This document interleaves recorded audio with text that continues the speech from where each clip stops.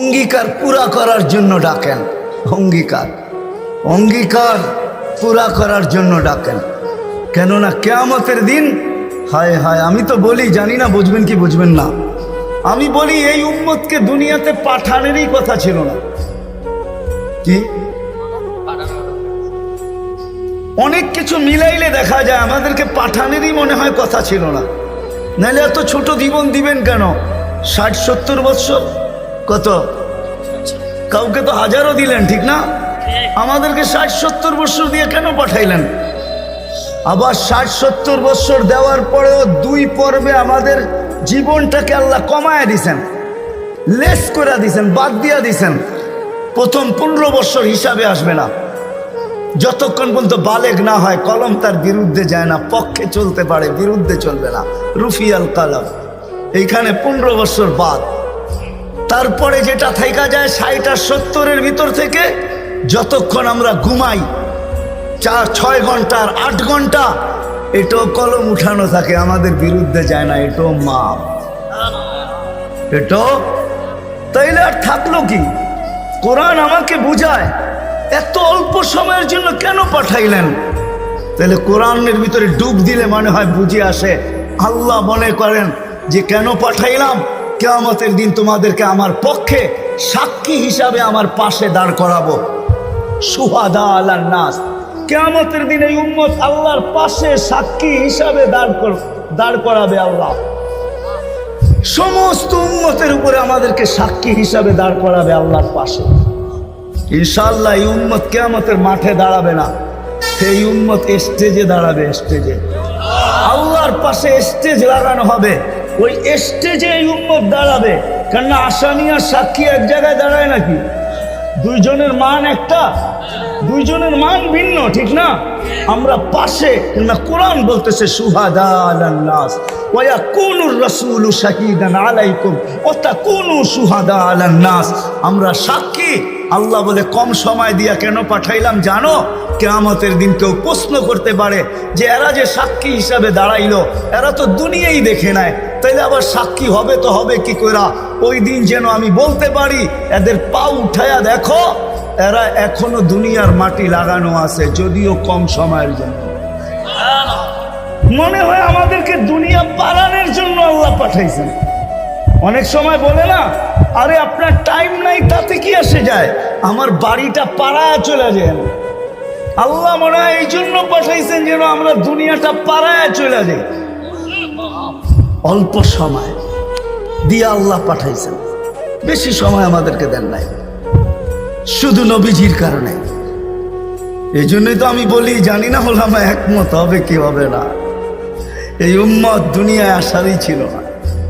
এই উম্মতকে আল্লাহ বাছাই কইরা, প্রথম তো এই উম্মতকে 3 বার আল্লাহ কুদরতি হাত লাগাইছেন এই উম্মতের উপরে।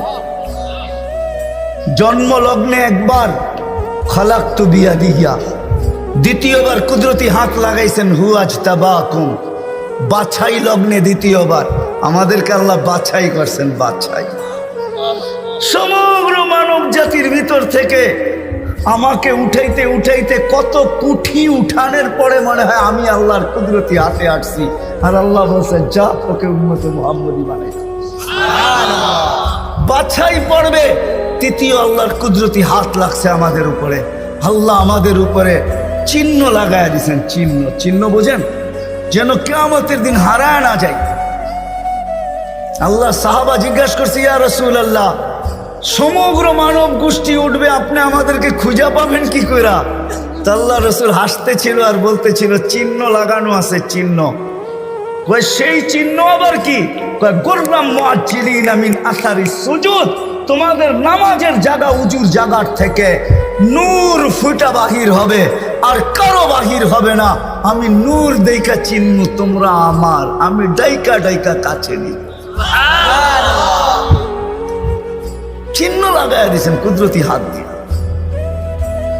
স্টিকার লাগায় দিয়েছেন কুদরতি হাত দিয়ে। স্টিকার চিনেন? কোম্পানির লেবেল আছে, এই যে লেবেল লাগায় দিছে কোম্পানি। আল্লাহ আমাদের উপরে লেবেল লাগায় দিয়েছেন কুদরতি হাত দিয়া। কুনতুম খায়রা উম্মাহ, এটা লেবেল, এটা স্টিকার, লেবেল লাগায় দিয়েছেন তোমরা খায়রে উম্মাহ।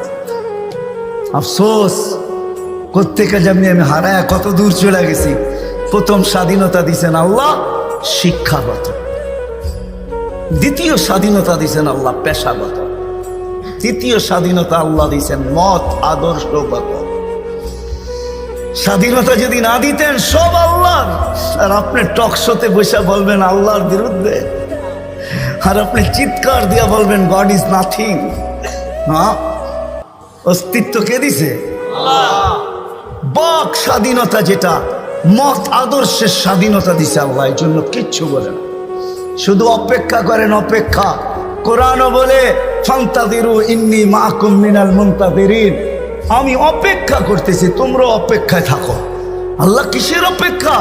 ইদা জা আজালু, সীমারেখা আসতে দেরি, আখাযনাহু বাগতাতান, তোমাকে আমি ছো মাইরা উঠাইতে দেরি করবো না। লা তুসআলুন্না আনিন নাঈম, তারপরে তোমাকে একটা একটা জিজ্ঞাসা করব, তারপরে দেখি তুমি যাও কোথায়, কোথায় যাবে তুমি। সত্য এটাই, মত আদর্শের স্বাধীনতা যেটাকে বলে, কি বলে, মত আদর্শের স্বাধীনতা আল্লাহ দিয়েছেন, আদর্শগত স্বাধীনতা, নাইলে নাস্তিক হওয়ার কোনো প্রশ্ন ছিল না। অস্তিত্ব দিবে আল্লাহ, আপনি বলবেন আল্লাহর বিরুদ্ধে, এটা পসিবল ছিল না, ইম্পসিবল। আল্লাহ দেখায় দিয়েছেন 2020-এ, দেখায় নাই? কি দেখাইছে? হ্যাঁ, সারা দুনিয়া, যেই দুনিয়া নিজেকে এত শিক্ষিত মনে করে, এত আপডেট মনে করে, এত এডুকেটেড মনে করে, এত উন্নত মনে করে, এত আধুনিক মনে করে, ওই পুরা দুনিয়াকে আল্লাহ লকডাউন লাগাই দিছে। আপনি বলেন আপনাকে মাস্ক পরায় নাই, আল্লাহ দুনিয়ারে মাস্ক পরায় দিছে, দুনিয়াকে। আপনাকে আমাকে পড়ায় নাই, দুনিয়াকে মাস্ক পরায় দিছে। আল্লাহ বলে আমি আল্লাহ, ইচ্ছা করলে যা খুশি তা করতে পারি। কি এখনো বহুত মানুষ মাস্ক পরা করে, ঠিক না? হ্যাঁ, পড়ে না? কি কি ভয়ে পড়ে? করুণা এখনো আছে, ঠিক না? আপনারা বলবেন আমরা তো কুমিল্লার মানুষ, 2020-ও পড়ি না, ঠিক না? না পড়তে পারেন, কেননা টেলিভিশনে এত বড় বড় দেখছেন, আর ভাবছেন নাকের ছিদ্র তো এত বড় না, এটা যাবে তো যাবে কোন দিক দিয়া, ঠিক না? এখন যদি প্রশ্ন উঠায় মুখ দিয়া যাবে, কয় সারাদিনই তো পান খাই, বিড়ি খাই, সিগারেট খাই, এটা সেটা খাইতে থাকি, মুখ দিয়া যাবে তো যাবে কোন দিক দিয়া, ঠিক না? হ্যাঁ, এই জন্য নাও পড়তে পারেন। আল্লাহ মত আদর্শের স্বাধীনতা দিয়েছেন। চতুর্থ স্বাধীনতা দিয়েছেন সোসাইটিগত, সমর্থ থাকলে দুনিয়ার যেই কোথাও বাস করতে পারে। আমি চিনি কুমিল্লার অনেক মানুষ যারা আমেরিকাতে বাস করে, আমি চিনি অনেককে কুমিল্লার যারা অস্ট্রেলিয়া বাস করে, যারা কানাডায় বাস করে, আমি চিনি ইউরোপে বাস করে, চিনি, আমি অনেককে চিনি, আমাকেও চিনি। সমর্থ আছে, দুনিয়ার যে কোথাও বাস করতে পারে। আর পঞ্চম স্বাধীনতা, এই ছোট জীবনটা, যেমন স্কুলে খেলার সময় একটা পর্ব হয়, যেমন খুশি তেমন সাজো। আল্লাহ বলে এই ছোট জীবনটায় তুমি যেমন খুশি তেমন সাজতে পারো, তোমাকে কিচ্ছু বলবো না। স্বাধীনতা দিলাম, নাইলে কোনোদিন সম্ভব ছিল না। তো কথা ওইখান থেকেই বাহির হয়ে গেছে। যতক্ষণ পর্যন্ত আল্লাহ আল্লাহ রসুলের কাছে আকর্ষণের পাত্র না হব, আর আকর্ষণের পাত্র হব আমলের দ্বারা। কিসের দ্বারা? আর আমল জীবনে আসবে দ্বীনি কথা যত বেশি একাগ্র চিত্তে শুনবো, মনোযোগ সহকারে শুনবো, আর দিলে কাঁদবে, তখনই আমল আসবে। আর আমলের দ্বারা আমি আকর্ষণের পাত্র হব। তখন বংশ কি আল্লাহ দেখবেন না। কুমিল্লার মানুষ, কথা শেষ দিকে চলে আসছি, আমি 6 বার আমি বেলালের বাড়ি দেখছি, 6 বার রাদিয়াল্লাহু তাআলা আনহু। আমি 6 বার ইথিওপিয়া গেছি, 6 বার। এই চোখ থেকে পানি 6 বার ঝরছে, শুধু বাড়ি দেখা, ব্যক্তি তো দেখি নাই, কোত্থেকে দেখবো? সে তো অনেক আগে চলে গেছে, তার দেশের মানুষগুলা দেখছি। কিন্তু একটা অনুমান হয়েছে, একটা এটাকে কি বলে, এতটুকু বুঝতে পারছি যে 1400 বছর আগের বেলাল কেমন ছিল। আজকের মানুষগুলোই যখন পছন্দ হয় না, তো 1400 বছর আগেরটা কেমন হবে? আজকের ইথিওপিয়া আদিস আবাবা রাজধানী, ইউরোপের সাথে টক্কর লাগায় উন্নত হইতেছে, ইউরোপকেও পিছিয়ে রেখা দিতেছে।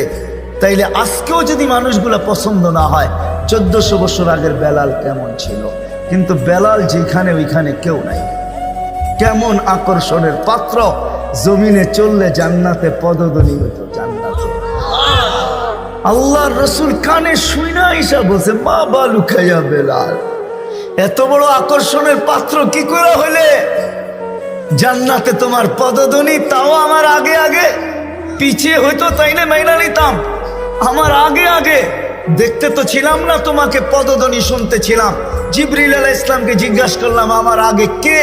তো হাসি দিয়া বলল, আবদুকা বেলাল, আপনার গোলাম বেলাল। আয়েশা বলতেছে, হারেস বিন নোমান, তুমি এত আকর্ষণের পাত্র কি করে হইলা?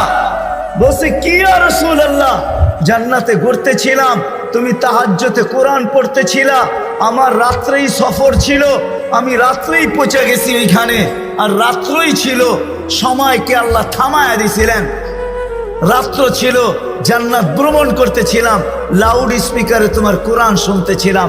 জিজ্ঞাসা করলাম, হারেস এইখানে আসলো কি কইরা? তো জিবরিল আলাইহিস সালাম হাইসা বললেন, ডেলি রাত্রে পড়ে আর আমরা শুনি। জিজ্ঞাসা করলাম, এই মর্তবা পাইলো কি করে হারেস? সে কয়, মার পায়ের তুলার বদৌলতে, মার খেদমত করা। আজকালকার সমাজের যুবকরা তো সন্তান মা বাবার খেদমতই করতে চায় না। বললে আবার কুমিল্লার মানুষ রাগ হয়ে যায় কিনা জানি না। হ্যাঁ, কুমিল্লা আসছি এই জন্য মনে ওঠে, হায় ওই দিনের কথা মনে ওঠে যেদিন পুলিশ লাইনের সামনে সন্তান বাপকে গুলি করে মারছে।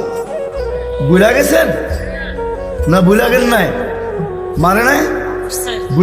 বুঝা গেলেন? আমি তো ভুলি নাই আপনাদের এই কাহিনী। কুমিল্লা দিয়ে গেলেই আমার মনের ভিতরে ওঠে যে হায় কোন সমাজে জন্ম নিলাম, কোন দুনিয়াতে আসলাম। আপনাদের এই কুমিল্লা ঘটছে, নেটে সার্চ দেন, দেখেন লেখা আছে, পত্রিকায় উঠছে, মিডিয়ায় আসছে। বাকিগুলা বাদিয়ে দিলাম, ঐশীর কথা বাদিয়ে দিলাম, ঠিক না? ঐশীর কথা বাদিয়ে দিলাম। সন্তান, কোথায় আসলাম আমরা? সন্তান মা বাবাকে গুলি করে, হত্যা করে, হায় হায় হায়। অথচ মার খেদমত করে হারেস বিন নোমান। আরেকটা মনে উঠলো, এই জন্য বলতেছি, মুসা আলাইহিস সালাম আল্লাহকে জিজ্ঞাসা করছে, আল্লাহ আমার জান্নাতের বন্ধু কে? কয় কসাই। আপনি আমার সাথে এমনই করেন, যেটা জিজ্ঞাসা করি সাথে সাথে জবাব দিয়া দেন, আমি আর কসাই মিল হইল কোথায়? আল্লাহ বলে সিদ্ধান্ত এটাই, ওয়াকাউলুন আল ফাসাল, আমাদের সিদ্ধান্তই সিদ্ধান্ত। আচ্ছা ঠিকানা দেন, যায় দেখি কি আমল করে। তো যায় দেখে, হ্যাঁ কসাই। সারাদিন গোস্ত বিক্রি করে যখন বাড়ি যাওয়ার পালা আসছে, তো গোস্তের একটা টুকরাকে নিয়া কিমা বানায়া পোটলার ভিতরে নিয়ে দোকান বন্ধ করতেছে। মুসা আলাইহিস সালাম বলতেছে, তোমার বাড়ি মেহমান হওয়া যাবে? অবশ্যই যাবে, কিন্তু শর্ত আছে, আমি ডাইরেক্ট বাড়ি যাব না, আমার সাথে চলো। তো বলছে ঠিক আছে চললাম। যায় ঢুকছে এক ঝুপড়ির ভিতরে, খুব পরিপাটি সুন্দর। কিচেনে যায় ঢুকা রুটি বানাইছে, তরকারি পাক করছে, রুটিকে চুবাইছে তরকারির ভিতরে। তারপরে এক খুনখুনে বৃদ্ধাকে বুকে টেক লাগায় বসাইছে, পিঠ লাগায় বসাইছে, পিঠ বুকের সাথে লাগায় বসায় নেওয়ালা বানায় বানায় খাওয়াইতেছিল। মুসা আলাইহিস সালাম দেখতেছেন, কেননা ওনার অভিজ্ঞতা ছিল খিজির আলাইহিস সালামের সাথে বেশি প্রশ্ন করা, 3 প্রশ্নেই ওয়াকআউট।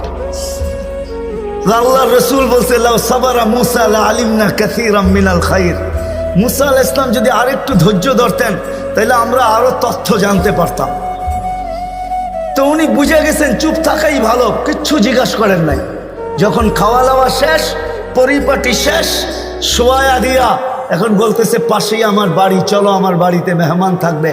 এখন আর চুপ থাকতে পারেন নাই। তো বলতেছে, শোনো এই বৃদ্ধা কে? আমার মা। সকালে যখন যাই তো পরিপাটি করে